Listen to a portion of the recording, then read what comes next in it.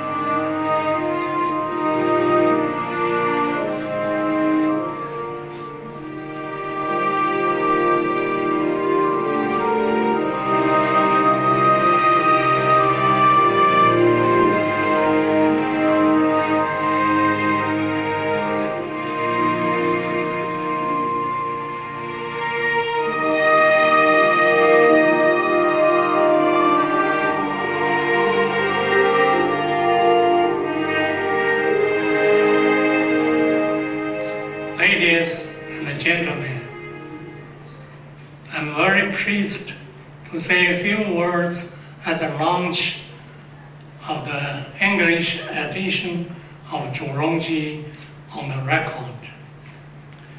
First, I want to express my deepest thanks to all my friends here. The fact that you came today shows that you still remember me and my people. I want to offer my thanks and regards to my good friends, Dr. Kissinger and Chancellor Schmidt, for writing forewords for this book. I greatly appreciate their wise comments and their deep understanding of me.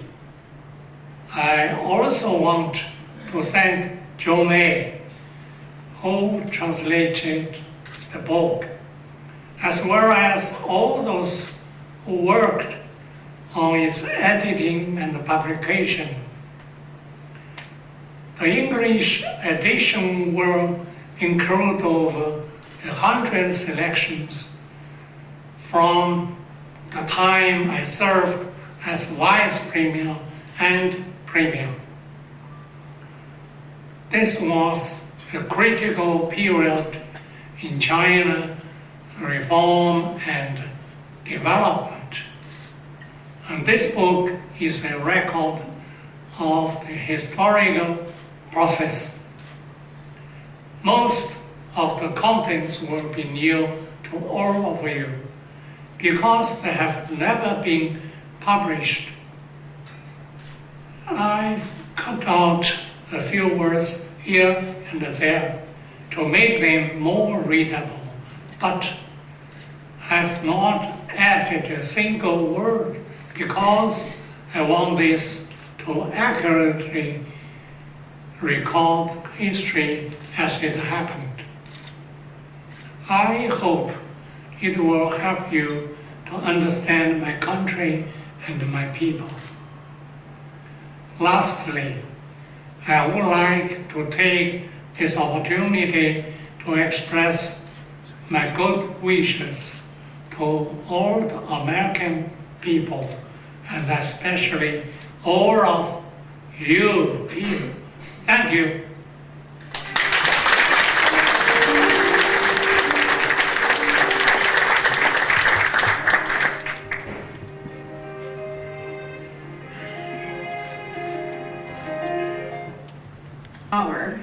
There was Zhou Mingwei. I first met Zhou over 25 years ago when he was working very successfully and in successfully more important jobs at the Shanghai Foreign Affairs Office, winning the hearts and minds of international visitors to his remarkable city. It's wonderful to be working with him again in his role as Vice Minister and Director of the China Foreign Languages Publishing Administration. Mr. Zhou.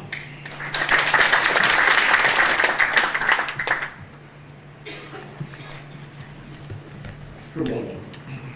Honorable Dr. Kissinger, Your Excellency, Executive Vice Minister Zhang Yesui, Your Excellency Ambassador Cui Tiankai, Your Excellency Chinese Consul General to New York, Ambassador Zhang, distinguished guests, ladies and gentlemen.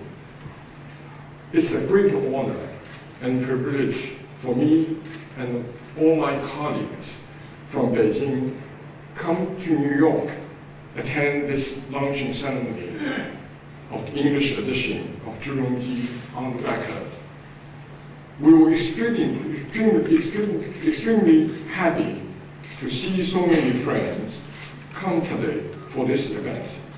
You all have been witness China's opening up and reform, seeing China's tremendous changes here and there, and jointly work with Chinese side to tackle with the problems and ease the tension of the bilateral politics, building up the trust and work for the common ground, and push the Chinese-US relations towards a much constructive and positive direction. So your presence today here really made this event special. As I personally experienced the whole process of Premier Zhu's making record video speeches and autograph the books one after another for every one of you today. I can tell how much he cherished the friendship with you and how much he misses you. So you are special to Premier Zhu, to the China-US relations in the past, in today, in present, and in the future. I would like to take this opportunity to express my heartfelt appreciations to Zhou for her outstanding translation. I'm sure the readers will enjoy and benefit from what we are going to read, not only from the content of the book, but you will feel something behind the words. Premier Zhu's humor, his wisdom, his temperament, his joy, and then his anxiety. I'm sure this will be the best English version of its kind, because Zhou did work out with her heart.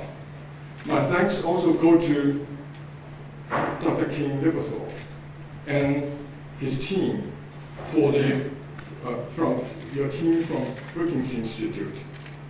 Your marvelous work made it possible for us today to have this wonderful book presentation.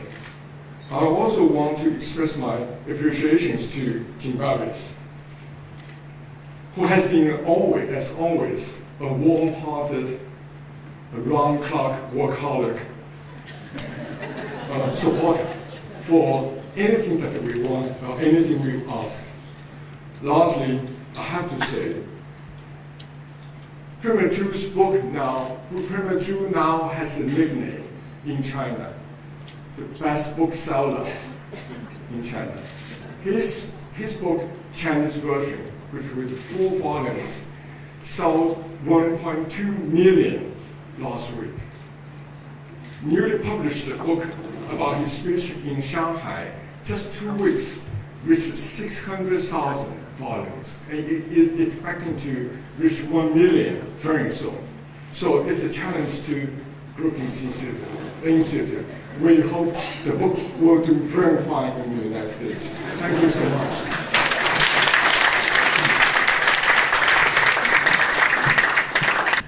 Last year, Dr. Kissinger and I shared this stage. It was for the 40th anniversary of the Consulate celebration of the visit of the Chinese ping pong team to the United States. On that occasion, I had the very daunting, in fact, I would say terrifying, experience of following him as a speaker. No one wants to do that. This time, I'm delighted that I get to introduce him rather than follow him.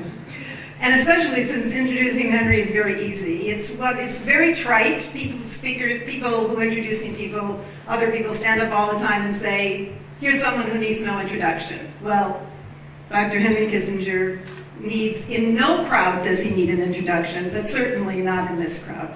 Henry.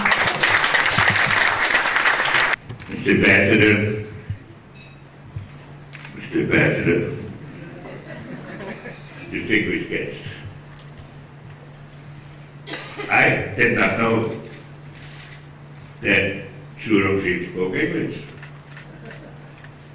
And I hate to say he never spoke English to me.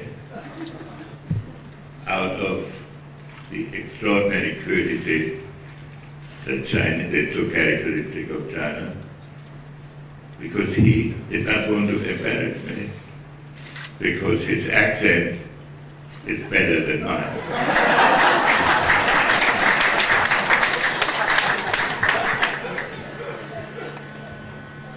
It is a great honor to be asked to speak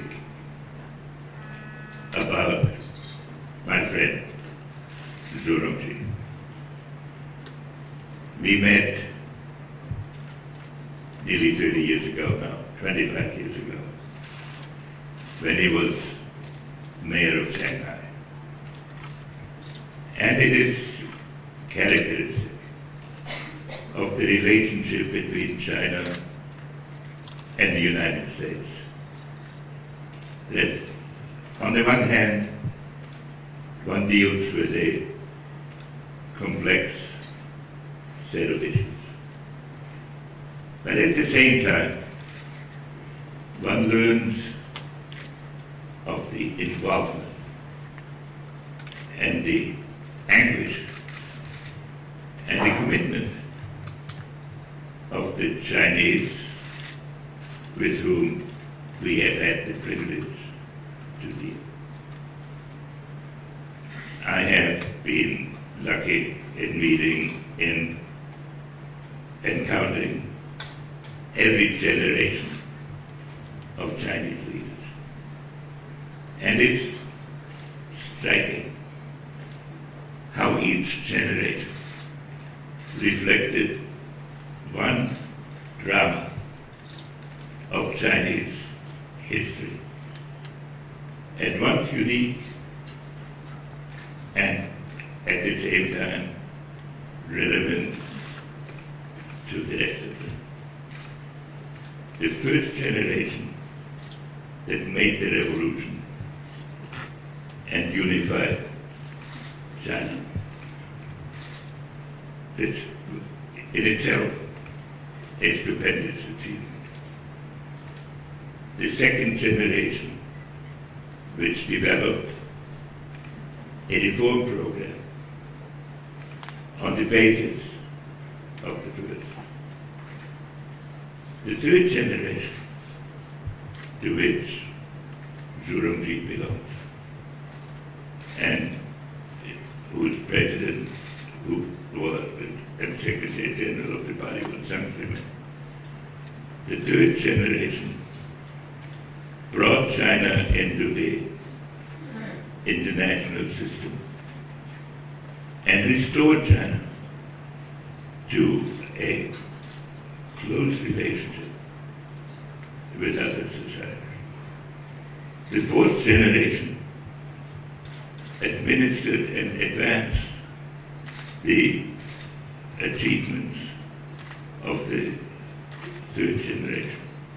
And the fifth generation is now planning a whole new set of reforms and development. It is a staggering achievement. The third generation had a particularly difficult task because at the precise moment that things began to move, it almost looked as if they had to start all over again. And they had to overcome a crisis in relationships with the United States. And at the same time, advance the tasks of reform, which had only just begun. Zhu Rongji came to general attention when he was already mayor of Shanghai. But in 1992, he wrote an analysis of the so-called Southern Tour of Deng Xiaoping. And it was the Southern Tour was an effort by Zhang, already quite advanced in years. But who am I to talk about people advanced in years? Already quite advanced. Technically retired, traveling on his own through southern China during a period of intense dispute within China. And Zhu Rongji wrote an analysis of this, which Jiang Zemin had distributed to all the cadres.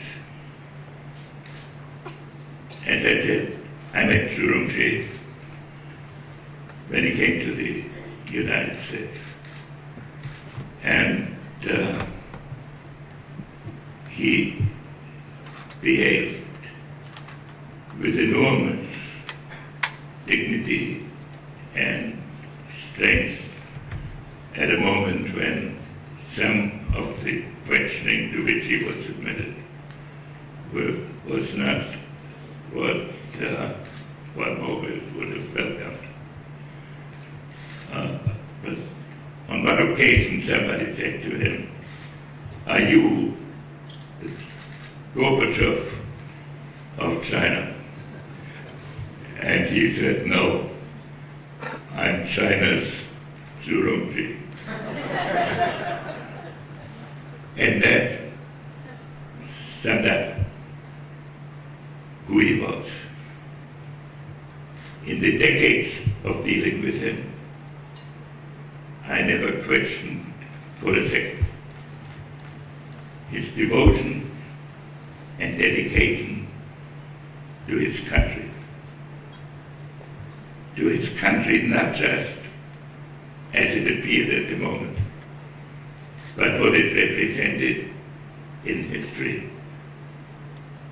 and in its culture. But I also always had the sense that I was dealing with a very warm human being who remembered the intangibles by which people establish confidence in each other. He is at the one hand a great technician of economics. And I may say that when I deal in economics with statesmen, they need patience to deal with my inadequacies. He was a great technician of the process of development. But he also knows the human aspect of it. And he knows it because if you look at the history of his life, he has had ups and downs. And he has experienced both the glories of power and the isolation of the difficulties inherent in Chinese history. I have never heard him complain about any of his experiences. I have never heard him show anything less than enormous pride in his country and in his tasks. But I have also always had the feeling that he understood whatever issues I raised with him. And that while, of course, insisting on respect for his country, he never failed to show respect for our country and to do little things that mean a lot to me personally. When he retired as Prime Minister, he said, I asked him what he was going to do. And he said he was going to study Beijing opera and learn to play the Chinese violin. And at some point in my communications with him, I said, "You've been out of office long enough now. I want to hear what you learned in playing the Chinese violent. So he invited me to his residence there in the Western Hills. But he did not play the violin for me. He had assembled 5 master violinists who, without telling me what I would find, and one act of or maybe only one scene from a Chinese opera, probably on the theory. That's all I was capable of absorbing at any one moment.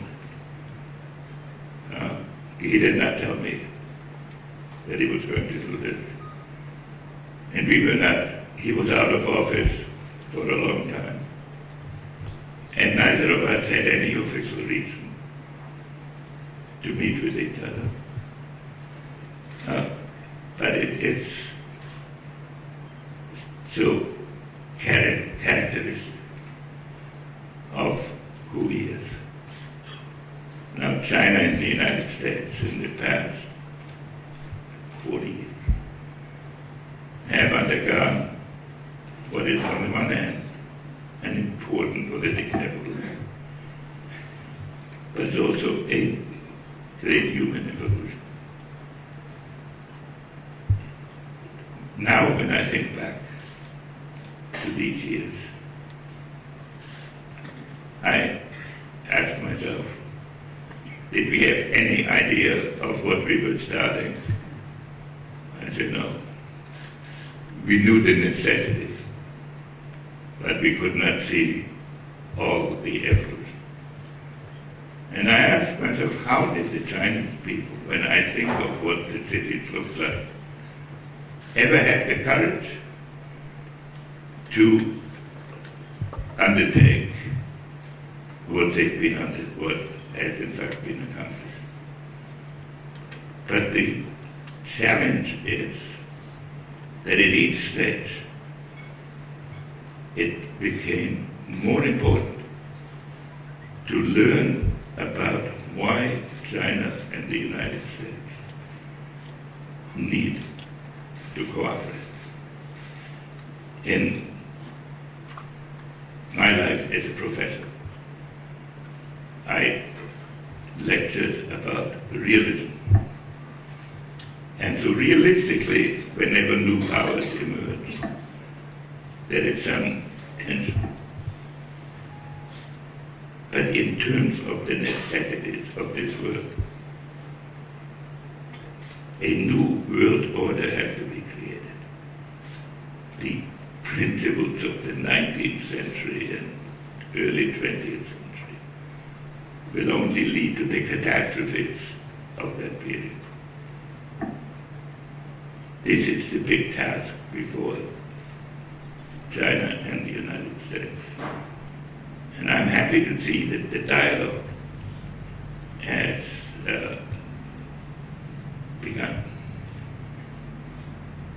So let me conclude by saying that Zhu Rongji always embodies this necessity, that in difficult periods of the relationship in the 90s, he always walked a straight course, and that he, as I've said before, he ennobled the relationship by a warmth, by an understated sense of humor, by conveying a love for his family, which I'm so happy to have a chance, having heard of them so much, to see here. And so let me thank you all for giving me this opportunity to pay tribute to a great leader and a good friend. Thank you very much.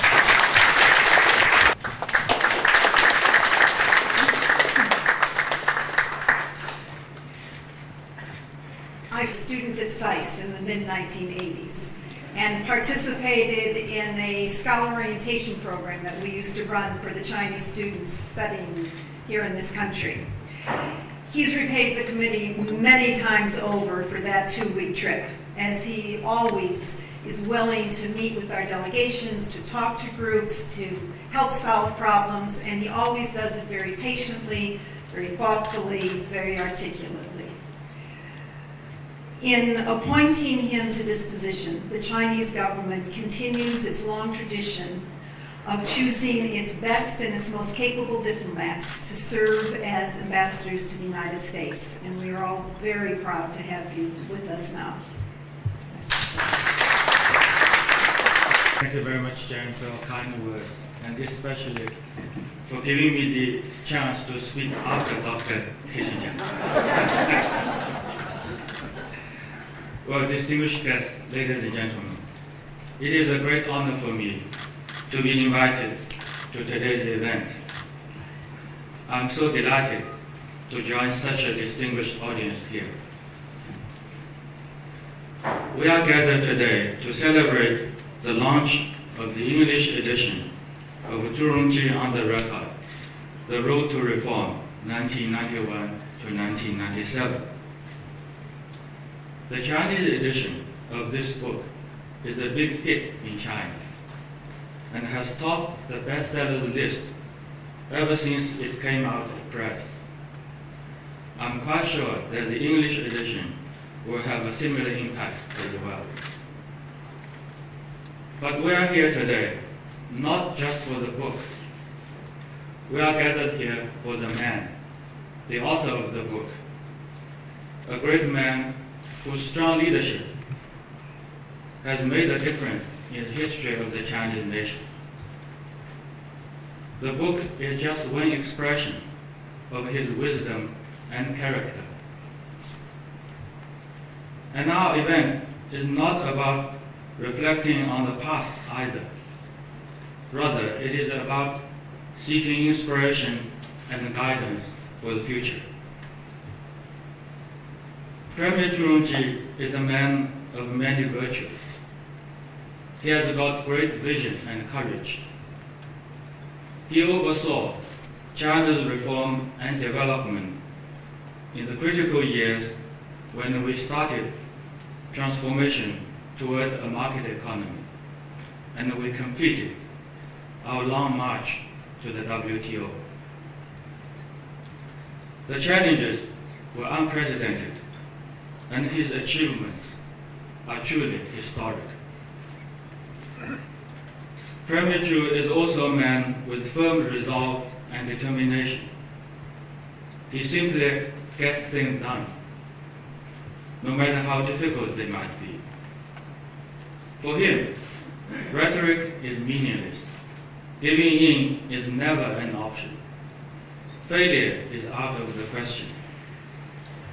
He led sweeping reforms in the Chinese economy and the Chinese society, encompassing the role of the government, state-owned enterprises, finance, taxation, fiscal policy, housing and healthcare, etc. Indeed, he has accomplished so many mission impossibles for China. Premier Zhu has the strongest possible sense of integrity and honesty. He never hesitates to tell the truth, even if he knows his words could rub some ears. He has zero tolerance for the red tapes and corruption. His declaration of war on these vices, as reflected in the book, is still resounding today. Above all, Premier Zhu is best known for his devotion to his country and his people. For him, the needs of the people always come first. He has dedicated himself to the cause of serving the people wholeheartedly. It is no wonder that he is deeply loved by the people, and the Chinese nation has such a pride in this great leader and great son of the people. Premier Zhu Rongji is a world-class statesman. What he has done for China also means a great deal for the world as a whole. The changes that he, along with others in the leadership headed by then President Jiang Zemin, brought about in China have also changed and are still changing the world. To say that he has played an indispensable role in China-US relations is merely an understatement. As far as I know, he made 2 visits to the United States, one as mayor of Shanghai, my hometown, the other as the premier. Both visits made significant contributions to the relationship, but the second one was no doubt a masterpiece of diplomacy. The way Premier Zhu made China's case to America, his sincerity in offering and seeking friendship, his skillful and constructive handling of sensitive and difficult issues, and his efforts for win-win outcome are still a unique source of wisdom and strength as we advance this growing relationship today. In January 2012, I was so lucky as to be present in a meeting between Premier Zhu Rongji and Dr. Henry Kissinger in Shanghai. It was at that meeting that Premier Zhu asked Dr. Kissinger to write the foreword for his book. And it was at that meeting that the Premier gave the doctor a whole set of the Chinese edition of his book. And it was me who brought these volumes to Doctor's office here in New York 2 weeks later. I'm really privileged to be a delivery boy between the 2 great statesmen.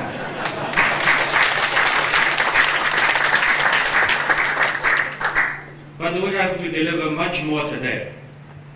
We have to make sure that the China-US relationship keep moving forward on a steady track and bring about real benefits to the 2 peoples and the world.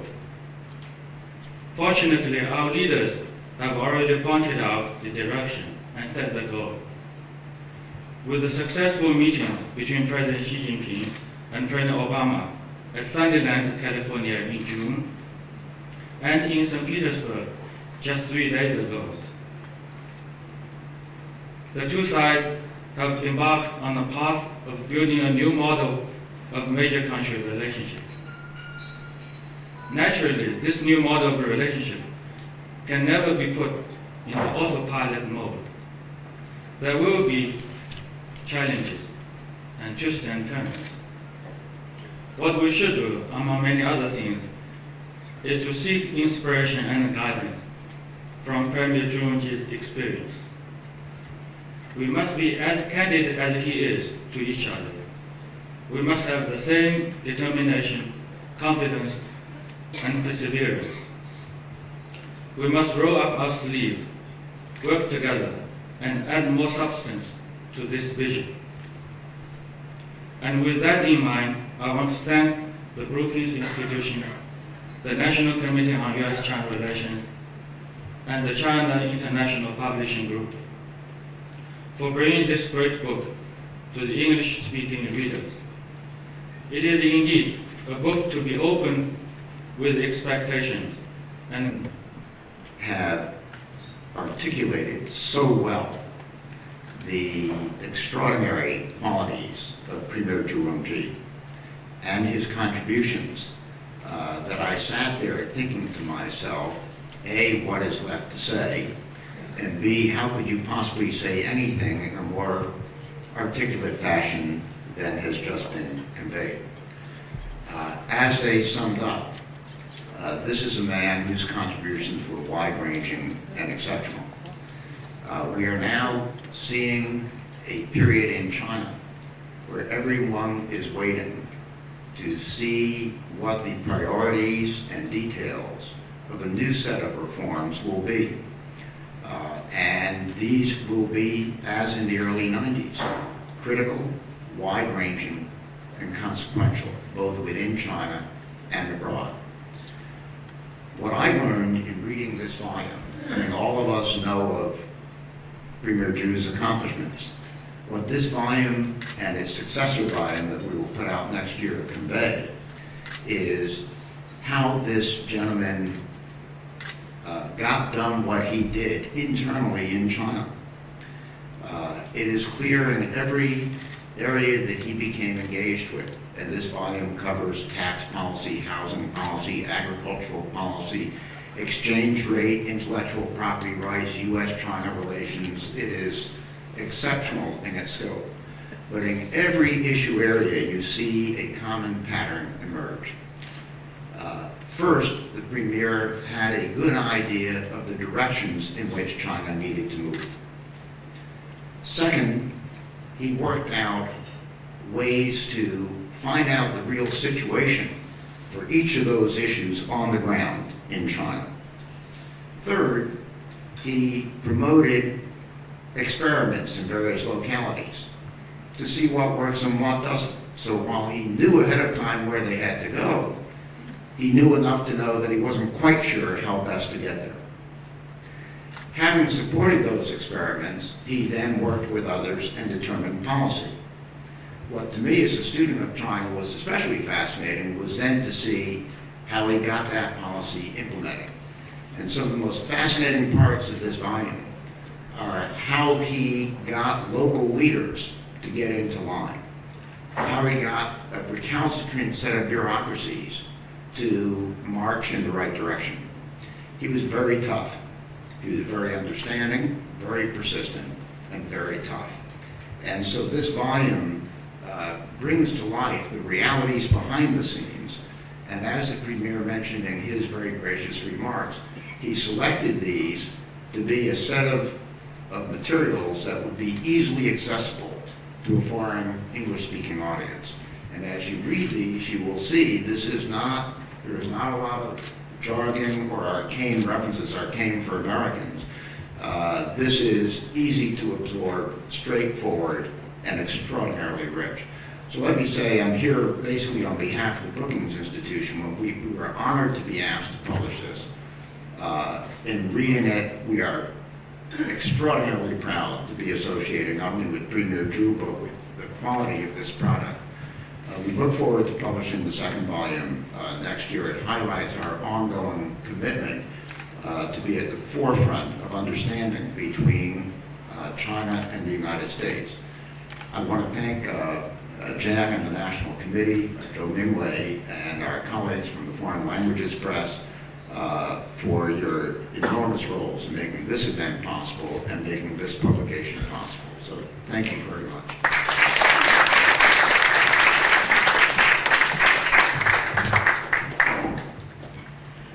I first came to admire Ambassador Zhang Yesui's great diplomatic skills when he was the foreign minister in the 90s.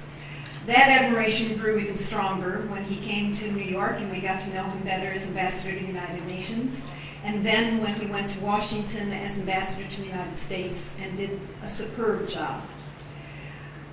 He is now the ministry's executive vice minister, and it's an honor for us to have him with us and a mark of his respect for Premier Zhu that he's come all the way here to be the senior most representative from China at this event.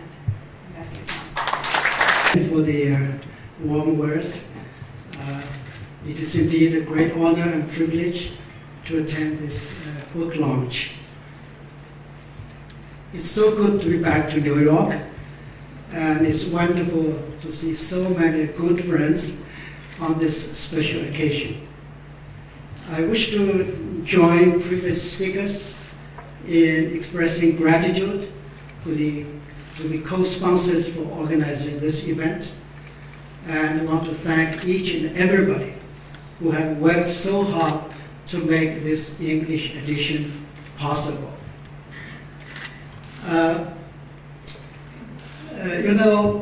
When Premier Zhu knew that I will be in New York today or tomorrow, He said, why not go to my book launch? Well,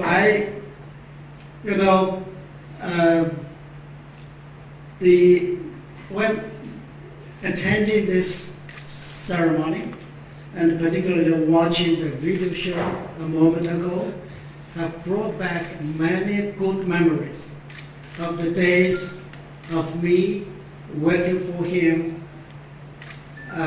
as chief of protocol, and in many of the meetings he had with foreign visitors, particularly with American visitors.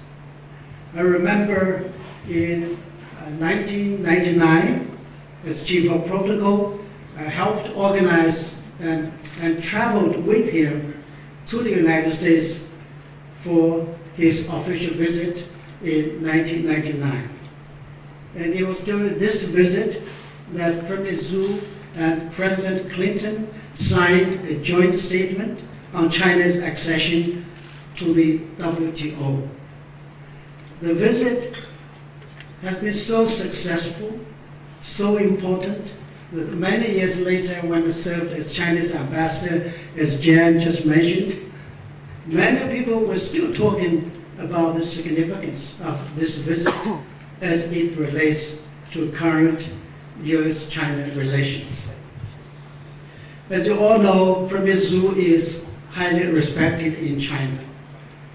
We in China are most grateful to him for what he has done for China. I think under the leadership of President Zhang, Premier Zhu creatively and successfully implemented many of the reform and opening up policies. He displayed effective leadership, great vision, and courage in making decisions on so many important and tough issues, like addressing the 1987 Asian financial crisis, reform of the state-owned enterprises, and at the final stage of China's accession to the WTO, just to name a few. As chief of protocol, I also participated in many of his meetings with foreign leaders. I have found in him a strong defender of China's interest, a most effective communicator on China's positions, a good listener, and most of all, a pragmatic leader who is always ready to combine best international practices with China's conditions. And of course, I sense that all the leaders that he has met enjoyed his enormous sense of humor as well. Finally, I wish to say that, as you all know, that the reform and opening up is an ongoing process in China. Currently, under the leadership of President Xi Jinping, the people of China are working hard to realize the Chinese dream of national renewal. This is an inspiration that would last for generations and generations. But I think that the timely publication of this English edition will provide a good opportunity for many of our English readers to understand why China started the economic and opening up reform, how difficult it has been for China to have done that, and whether China will stay committed to further reform and opening up. I really hope that our English readers can read and benefit from this book and the next book that the Brookings Institution is going to publish. Thank you very much. We've come a long way since Premier Zhu's premiership and the many years he devoted to service to China. And in the intervening years, the relationship has certainly developed and deepened. And it has had its great share of successes and of challenges. What we need now in both countries are people with the courage, the vision, the commitment, and the determination that Premier Zhu brought to his job and to Sino-American relations. Again, thank you all for joining us. And those of you who have not had a chance to extend your personal greetings to Premier Zhu and you would like to do so, the taping room is still open. As you walk out the door, it's just to your right, and I know he would love to hear from those of you that he knows. Thank you again.